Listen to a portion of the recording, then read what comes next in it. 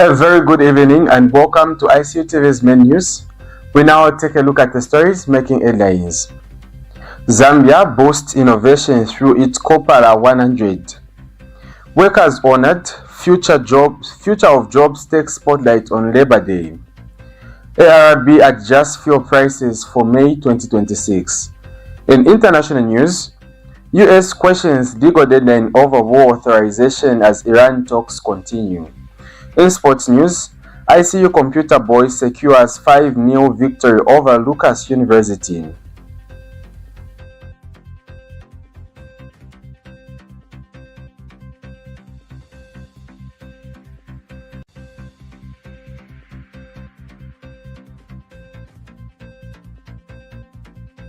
With the news in details, my name is Peter Jemason Ingererwa.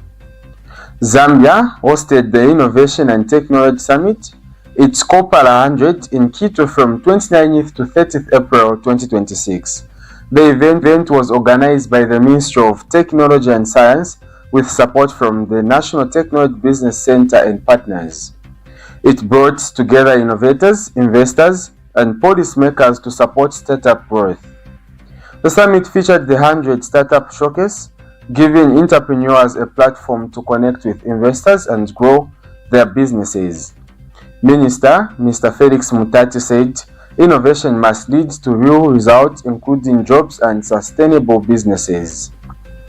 Government outlined key priorities such as improving funding, access, expanding digital infrastructure, and promoting data use. It also stressed partners through the idea of digital Ubuntu to drive inclusive growth. The United Nations Development Programs, represented by James Wakiaga, supported the initiative. He said digital innovation, investment, and collaboration are key to Zambia's economic transformation. Zambia today commemorated Labor Day with calls for innovation, unity, and investment in workers taking center stage. ICU TV's Beauty Nkonde has more in the following story. Today, as Zambia commemorates Labor Day, the focus is on securing the future of work, ensuring that jobs are protected, skills are strengthened, and pensions are safeguarded to guarantee decent work for all Zambians. The event attracted a wide range of stakeholders, including government officials, private sector players, labor unions, and academic institutions, all coming together in large numbers to celebrate and honor the contributions of workers to national development. Vice President Mutalena Lumango graced the occasion as guest of honor and presided over the presentation of awards to outstanding workers and organizations in recognition of their dedication, excellence, and service.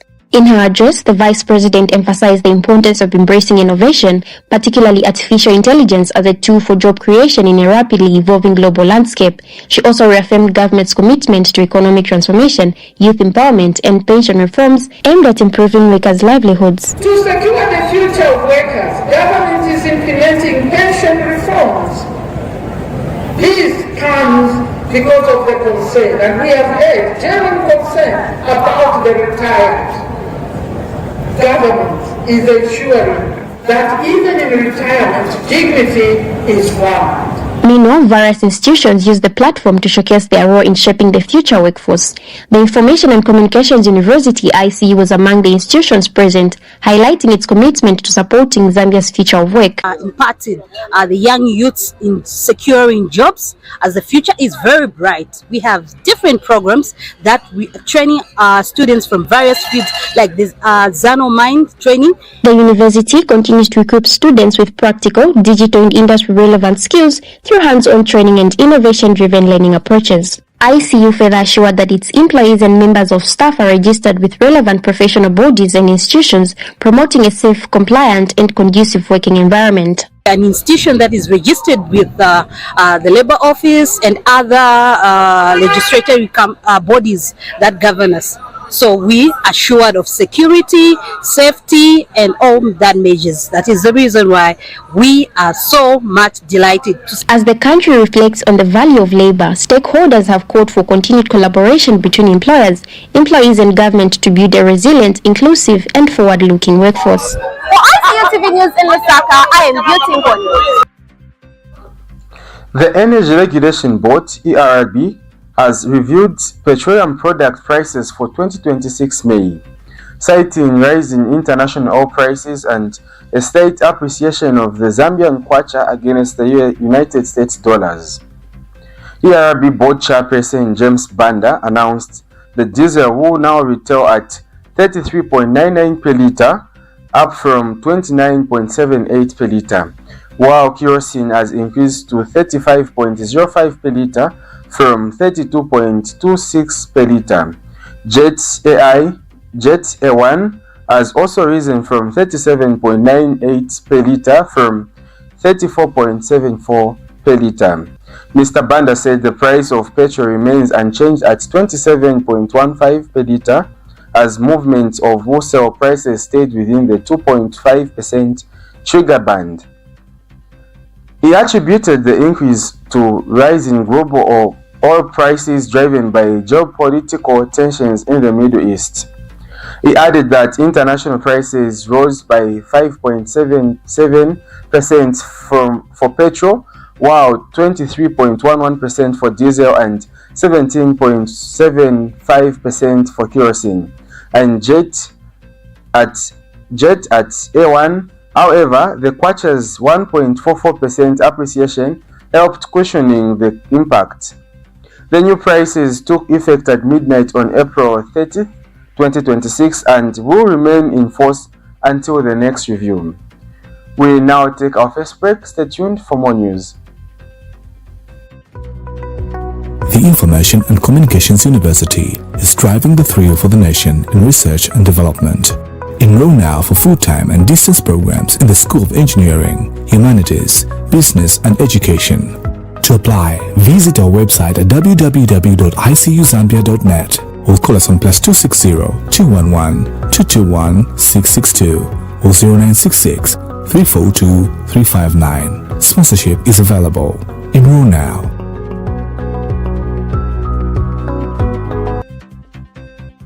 Welcome back. We are now in our local stories.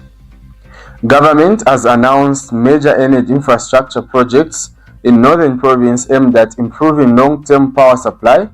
Speaking during Labor Day celebration in Kasama, Community Development Minister Doreen Mwamba said the Chishimba Hydroelectric Power Station will be upgraded from 1.8 to 15 megawatts by 2013. Ms. Mwamba also announced plans to construct a 15 megawatt solar panel plant in Mbala district. She said the project will help stabilize the electricity supply, promote industrial growth, attract investment, and create jobs in the region. We are still in our local story news.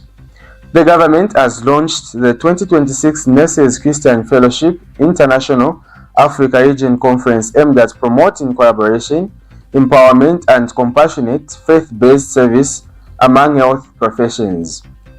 At the event in Lusaka, Vice President Mutarena Lumango said nurses and midwives remain the backbone of the country's health system and must be strengthened to improve service delivery. The conference, held under the theme Courage to Make a Difference in Nursing and Midwifery, has been described as timely and amid growing calls for more respectful and compassionate care in health facilities. Zambia Nurses Christian Fellowship Chairperson Boniface Besa said the gathering will help strengthen faith, learning, and sharing of experiences among nurses. And President of the Nurses Christian Fellowship International, Anne Bero, said courage and wisdom are essential in nursing and midwifery, especially as professions face ethical challenges. She expressed hope that the conference will strengthen the nursing community and encourage professions to remain wise and committed in their work. We'll take a short break. When we're back, it's international news. Stay tuned for more news. The Information and Communications University is complementing government effort in promoting legal and safe mining for all Zambians. ICU is offering a short practical training course to artisanal and small-scale miners and those who intend to venture into mining. This training covers identification of rocks and minerals, mining operations and equipment, health and safety in mining, environmental protection, licensing and compliance. Qualifications: National Registration Card NRC. Apply now at www.icuzambia.net. For more information, contact the ICU School of Mines, Department of Artisanal and Small-Scale Mining at +260 763 302 596 or +260 973 263 492.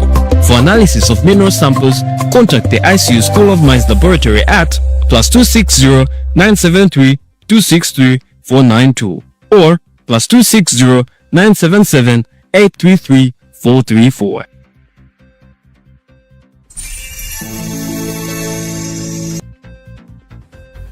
We are now in international news.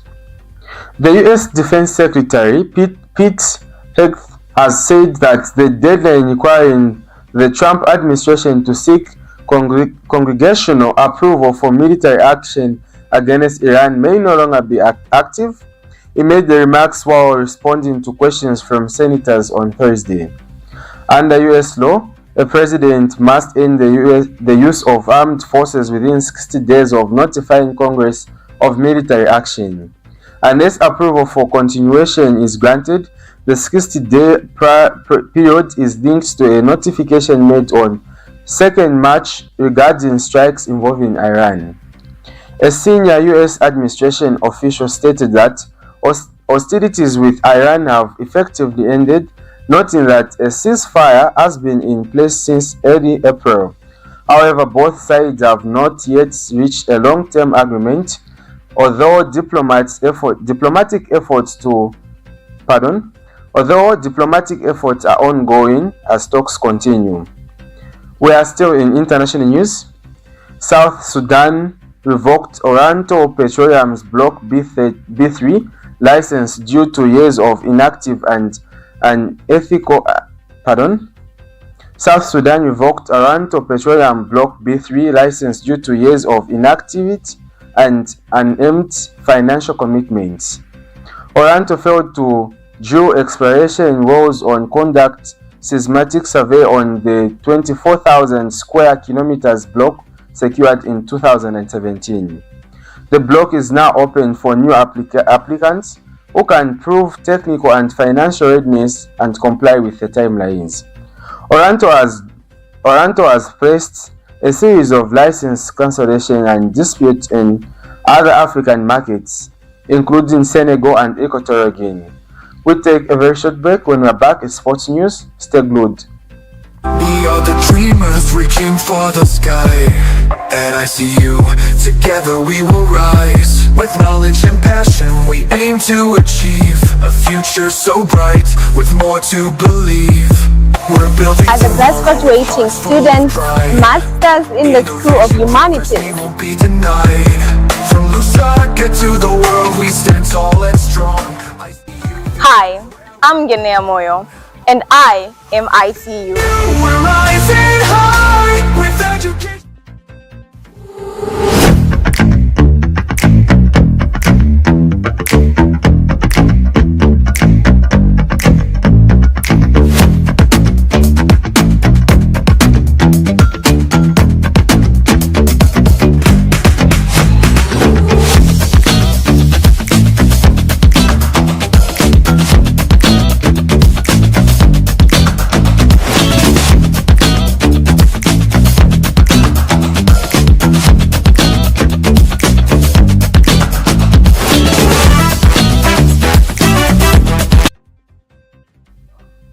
You are still watching ICU TV News. We are now in sports news. The Information and Communications University football team, known as the Computer Boys, recorded a dominant win after defeating Locus University in a match played at the university grounds. The game brought together student athletes from the institutions in a competitive fixture. The Computer Boys controlled the match from the start, showing strong attacking play and solid defensive organization. Locus University struggled to match the pace and intensity of the game. As ICU maintained pressure throughout all stages of the match, the computer boys managed to convert their chances effectively to build a comfortable lead. The 5-0 victory highlights the growing strength of the ICU TV team, reflecting teamwork, discipline, and consistency.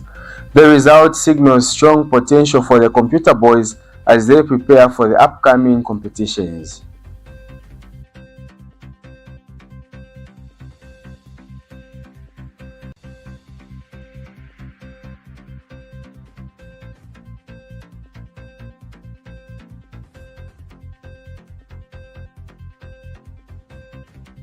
And that sport item brings us to the end of our ICU main news. But before we go, we'll take a quick recap of the stories making headlines.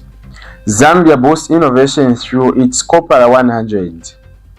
Workers honored. Future of jobs takes spotlight on Labor Day. ARB adjusts prices for May 2026. In international news, US questions legal deadline over war authorization as Iran talks continue. In sports news, ICU computer boys secure 5-0 victory over Locus University. Thank you very much for watching ICU TV Main News, but you can take a quick peek on our active Facebook page at ICU TV and our YouTube channel at ICU TV, as well as our website at icutv@zm.com. Stay tuned.